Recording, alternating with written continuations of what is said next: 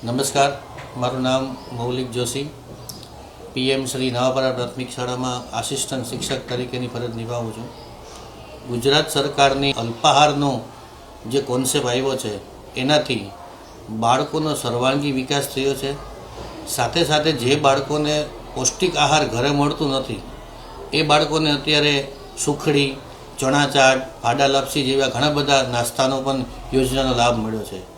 આ યોજનાથી બાળકો હરખ સાથે, ઉલ્લાસ સાથે શાળામાં આવતા થયા છે. જે બાળકો ઘરે ભૂખ્યા રહે છે એ બાળકો પણ અહીંયા આવીને પોતાનું જે મન ભરીને નાસ્તો કરી શકે છે, જેને કારણે એનો અભ્યાસમાં મન લાગે છે અને શારીરિક રીતે સક્ષમ થયા છે બાળકો.